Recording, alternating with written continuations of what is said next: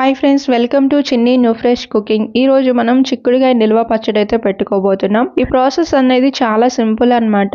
చిక్కుడుగాయలు ఉంటే చాలు. అలానే చిక్కుడుగాయ నిల్వ పచ్చడి కూడా ఎలా పెట్టుకోవాలి, ఎలాంటి చిక్కుడుగాయలు పెట్టుకోవాలి, ఎన్ని రోజులు నిల్వ ఉంటది అనేది కూడా ఇప్పుడు మన వీడియోలో అయితే చూసేద్దాం. ఫస్ట్ టైం చూస్తున్నట్టయితే మన ఛానల్ ని సబ్స్క్రైబ్ చేసుకొని లైక్ చేసి ప్రాసెస్ లోకి వెళ్ళిపోదాం పదండి. ఇప్పుడు మనం చిక్కుడుగాయలు అయితే ఇలాగా నాటు చిక్కుడుగాయలు తీసుకోవాలన్నమాట. ఈ చట్నీ పెట్టుకునేటప్పుడు ఎప్పుడైనా సరే నాటు చిక్కుడుగాయలు తీసుకోవాలి. ఇంకొకటి ఏంటంటే ఈ చిక్కుడుగాయలు కూడా కొంచెం గట్టిగా ఉండేటట్టు చూసి తీసుకోవాలి. అంటే దీంట్లో విత్తనం అనేది ఉండాలన్నమాట. అప్పుడే చిక్కుడుగాయ చట్నీ అనేది చాలా బాగుంటది. ఇప్పుడు ఇక్కడ వీడియో క్లిప్ లో చూపిస్తున్నట్టు ఇలాగా సైడ్లు అనేది అలాగా మొత్తం కూడా తీసేస్తున్నాం కదా, కట్ చేసి అలాగా తీస్తున్నాం కదా. ఇవి తీసే ముందే వాటిని నీట్ గా కడిగేసుకోవాలి. కడిగేసుకొని ఫ్యాన్ కింద వీటిని ఆ తడి అంతా ఆరిపోయేంత వరకు ఆరబెట్టుకొని ఆ తర్వాత ఇలా తీసుకోవాలి. అప్పుడే చిక్కుడుగాయ చట్నీ పెట్టుకున్నా సరే నిల్వ ఉంటది అనమాట. చూస్తున్నారు కదా, ఇలాగా చిక్కుడుగాయలని ఇలాగా నీట్ గా వాటిని చేసేసుకున్నాం. మొత్తం పూర్తయిపోయింది. నెక్స్ట్ ప్రాసెస్ ఏంటో చూద్దాం. ఇప్పుడు దీంట్లోకి మెంతులు ఒక 1/2 టీ స్పూన్,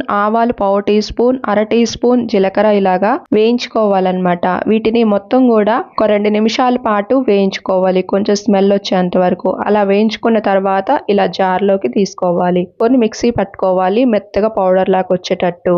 ఇప్పుడు ఇదే జార్లోకి కారం కూడా తీసుకోవాలి. కారం కూడా ఒక గిద్దెడైతే తీసుకోవాలి. ఇక్కడ ఈ గ్లాస్ మనకి గిద్దె గ్లాస్ అన్నమాట.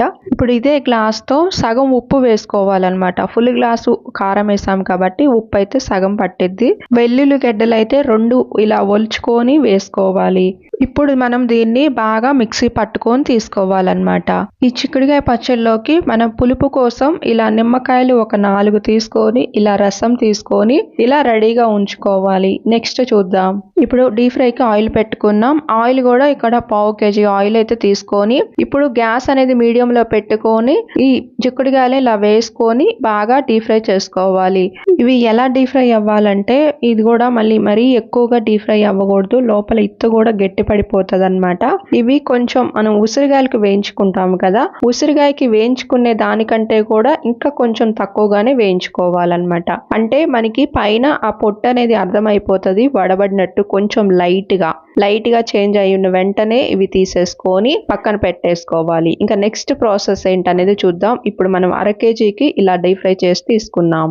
ఇప్పుడు మనం చట్నీ కూడా ఇక్కడ శనగ నూనె తీసుకుంటేనే టేస్ట్ చాలా బాగుంటది. ఇదే ఆయిల్లోకి 1/2 టీ స్పూన్ జీలకర్ర, 1/4 టీ స్పూన్ ఆవాలు, చిటికెడు పసుపు, అలానే ఇంగు కూడా చిటికెడు వేసేసుకొని ఒకసారి 1 నిమిషం తర్వాత ఇప్పుడు నిందాక మిక్సీ పట్టుకున్న కారాన్ని ఇలాగ వేసేసుకోవాలి. ఇలా వేసుకొని ఒక్కసారి బాగా కలిసేటట్టు ఆయిల్లో కలిపేసుకున్న తర్వాత ఇప్పుడు దీంట్లోకి చిక్కుడుగాయలు వేసేసుకొని మళ్ళీ కలుపుకుంటూ 2 నిమిషాలు ఉంచుకోవాలి. ఇప్పుడు దీంట్లోకి వేసిన ఉప్పు కారం కరెక్ట్ గా మీకు సరిపోయాయా లేదా అనేది ఒకసారి చూసుకొని మళ్ళీ అడ్జస్ట్ చేసుకుంటే సరిపోతుంది. మరి ఎక్కువగా వేస్తే ఉప్పు అయినా కారం అయినా ఎక్కువ అయిపోతుంది. కాబట్టి మీ టేస్ట్ కి తగ్గట్టు ఇక్కడ చూసుకొని మళ్ళీ ఒకసారి వేసుకోండి. 1/2 kg చిక్కుడుగాయలకి 1/2 kg ఆయిల్ అయితే ఇలా ముక్క మునిగేటట్టు కరెక్ట్ గా సరిపోతుంది. లేదు మాకు ఆయిల్ ఎక్కువగా అనిపిస్తుంది అనుకుంటే 200 గ్రాములు వేసుకోండి. కరెక్ట్ గా ఆయిల్ సరిపోతుంది మీకైతే. ఫైనల్ గా స్టవ్ ఆఫ్ చేసే ముందు ఈ నిమ్మరసాన్ని పిండుకున్నది వేసేసుకొని ఒకసారి బాగా కలిసేటట్టు మళ్ళీ కలుపుకోవాలి. ఇలా వేడి మీద ఉన్నప్పుడే నిమ్మరసం పోసినా చేదేమి రాదు. అలా అయితేనే చాలా బాగా కలుస్తుంది, చాలా బాగుంటది అనమాట. మేము ఎప్పుడు కూడా అలానే చేస్తాము. చికెన్ చట్నీలోకైనా ఇంకా నాన్ వెజ్ దాంట్లో ఏదైనా సరే, మటన్ చట్నీ అయినా దేంట్లోకైనా మేము అలానే చేస్తాం.